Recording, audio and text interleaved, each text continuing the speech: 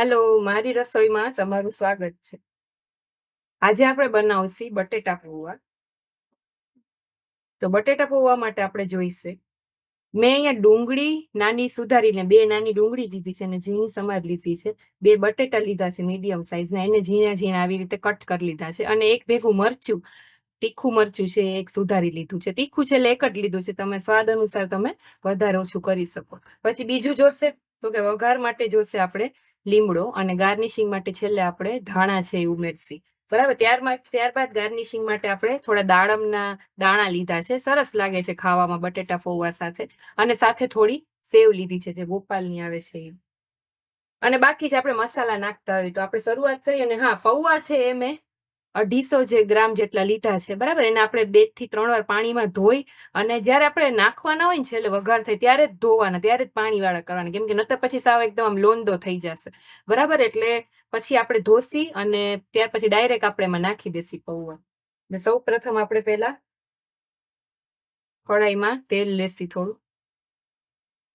જેમ તમે શાક વઘારો ને ડુંગળી બટેટાનું, બસ ઈ જ રીતે આખી પ્રોસેસ થાય આમાં. તેલ બસ આટલું જ લેવાનું. ગેસને ઓન કરી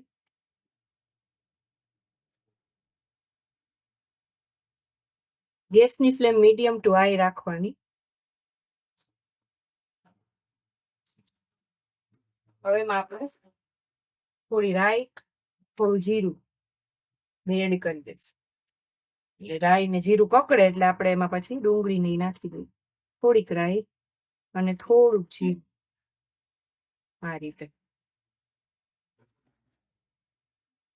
રાઈ જીરું કકડે એટલે આપણે એમાં આપણું જે ડુંગળી બટેટા છે એ નાખી દઈશું.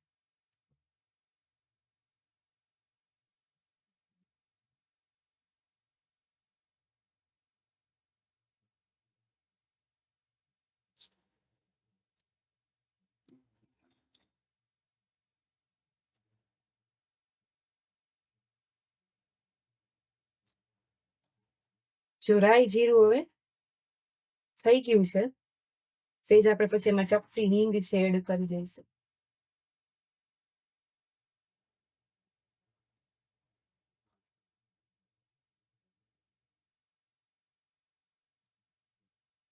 સાંજે ઉનાળાનો ટાઈમ હોય એટલે મને એમ થાય કે ડિનરમાં શું બનાવું, તો આવું કંઈક હોય તો ખાવાની પણ મજા આવે અને ફટાફટ બની પણ જાય.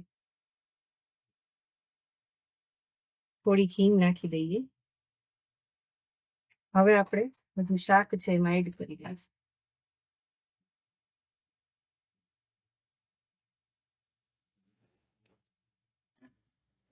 લીમડાનું પાન ઉમેરી દઈએ.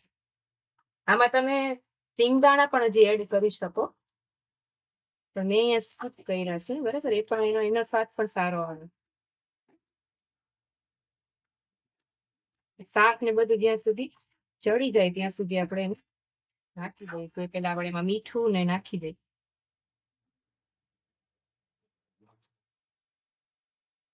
સ્વાદ અનુસાર મીઠું. ઘરમાં જે રીતનું તમે મીઠું ખાતા હો એ રીતનું મીઠું જોઈશે. હા, પણ સાથે પૌવા પણ છે એટલે એ જ રીતે મીઠું નાખવાનું, થોડું વધારે જ નાખવાનું, કેમ કે પૌવા પછી મીઠું પાછળથી નાખશો ને તો મિક્સ નહીં થાય સરખું. બરાબર, એટલે એ રીતનું મીઠું પહેલેથી જ આપણે એડ કરી દઈએ. થોડી હળદર, ધાણા જીરું, જેમ આપણે શાક બનાવી છે એ જ બધો મસાલો એમાં આવશે. લાલ મરચું તમારા સ્વાદ અનુસાર નાખી શકો છો. બધું મિક્સ કરી દઈએ.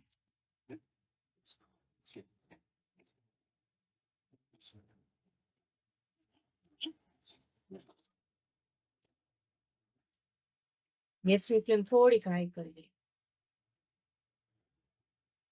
હવે આને આપણે થોડીક ઢાંક દઈશ એટલે સરસ ચડી જાય. આપણે થોડી હળદર વધારે નાખી દઈએ પૌવાના ભાગની, પછી પાછળથી મિક્સ નહીં થાય એટલે.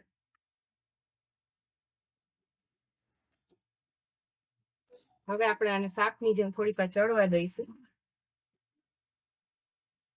પર આપણે પ્લેટથી એને ઢાંકી દઈએ. 5 મિનિટ આપણે એને ચડવા દઈશું એટલે શાક બટેટા અને ડુંગળી સરસ ચડી જાય. હવે આપણે ચેક કરી દઈએ. હજી થોડા બટેટા છે સોફ્ટ નથી થયા, તો હજી આપણે થોડીક ચડવા દઈશું.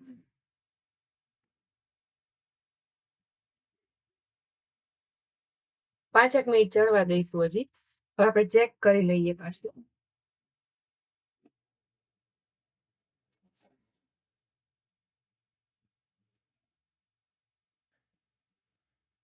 તો બટેટા છે આમ જોઈ લેવાનું. હા, બટેટા સોફ્ટ થઈ ગયા છે. હવે આપણે એમાં ને પૌવા છે એ 2 થી 3 વાર પાણીમાં ધોઈ રાખ્યા હતા. હવે આપણે એમાં પૌવા એડ કરી દઈશું. આ રીતે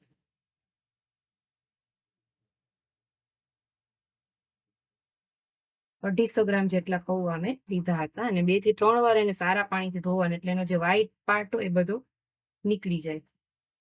આ રીતે મિક્સ કરી દઈશું.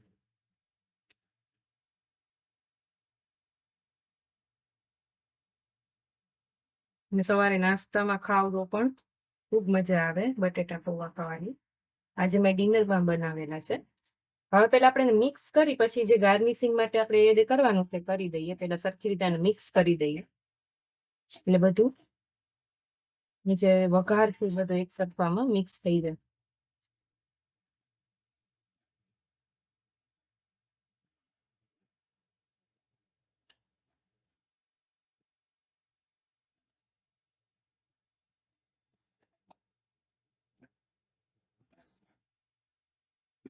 આ રીતે ચમચાથી બહુ ભાર નહીં દેવાનો, તો શું થશે કે પૌવાનો છે ને એકદમ છૂંદો થઈ જશે. ધીમે ધીમે આને મિક્સ કરવાનું ચમચાથી. સરસ મીઠું ને હળદર ને જે છે એ બધું એક રસ થઈ જાય.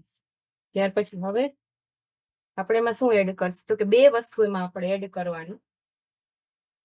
થોડુંક લીંબુ એડ કરવાનું, જેથી સ્વાદ એનો એકદમ સરસ આવશે. લીંબુ એડ કરવાથી લીંબુના ટીપા નાખી થોડાક, અને થોડીક લીંબુ નાખ્યું છે એટલે આપણે ખાંડ તો થોડીક નાખવી પડે, બરાબર, નતર પછી થોડો ખાટો સ્વાદ આવે. એટલે એને બેલેન્સ કરવા માટે આપણે થોડીક ખાંડ એડ કરી દઈએ. થોડીક જ, બહુ વધારે નહીં, એટલે બંને બેલેન્સ થઈ જાય. બહુ ખાટું પણ ના લાગે અને સ્વીટ પણ નહીં, અને એનો ટેસ્ટ પણ ખૂબ સરસ આવશે. આ બંનેને સારી રીતે મિક્સ કરી દઈએ. ગેસની ફ્લેમ હજી ઓન જ રાખવાની, કેમ કે આ ખાંડ છે એટલે ફરી કાચી લાગશે. એટલે થોડીક વાર ગેસની ફ્લેમ ઓન રાખવાની, ત્યાં સુધી ખાંડ ને લીંબુનો રસ બે એક રસમાં થઈ જાય. હવે આપણા પૌવા બની અને બિલકુલ રેડી છે. ઉપરથી આપણે એને ગાર્નિશિંગ કરી લઈએ. હવે બિલકુલ રેડી છે. આપણે 2 મિનિટ બસ ખાલી આપણે એને ચડવા દઈશું. હવે આપણે ગેસની ફ્લેમ ઓફ કરી દઈએ. આપણે બટેટા પૌવા ઓલમોસ્ટ રેડી છે. ગેસની ફ્લેમ ઓફ કરી દઈએ અને હવે આપણે જે ગાર્નિશ કરવાનું છે, ધાણા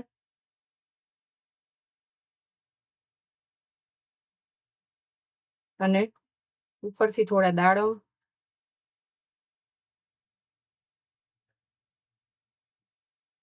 દાડમ તમે સ્કીપ કરી શકો છો, પણ આ તો અત્યારે દાડમની સીઝન છે એટલે સારા લાગે પૌવામાં દાડમ. ના હોય તો ચાલે. અને આ ગોપાલની જે સેવ આવે છે એ થોડું નમકીન ટાઈપ લાગશે.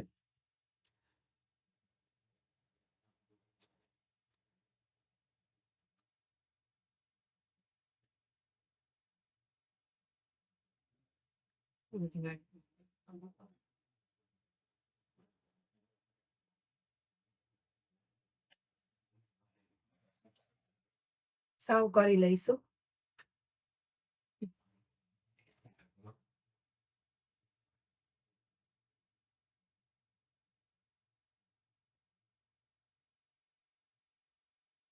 તો તૈયાર છે આપણા બટેટા પૌવા સરસ મજાના દાડમ અને સેવ સાથે. કેવી લાગી મારી આજની રસોઈ? જો તમને ગમે તો કમેન્ટ કરજો. તમે પણ જરૂરથી આ બનાવવાની ટ્રાય કરજો અને મને કહેજો કે તમારાથી કેવા બન્યા પૌવા. Thank you. તો આપણે સર્વ કરી લઈએ. તો તૈયાર છે આપણા બટેટા પૌવા. કેવી લાગી મારી આજની રસોઈ? જરૂરથી શેર કરજો ગમે તો, અને કમેન્ટ કરજો. તમે પણ ઘરે બનાવીને ટ્રાય કરજો કે આ રીતના બટેટા પૌવા બનાવીને કેવા લાગે છે દાડમ અને સેવ સાથે. મારી રસોઈમાં નવી રેસીપી સાથે હું નવો વિડીયો લઈને આવીશ. ત્યાં સુધી થેન્ક યુ.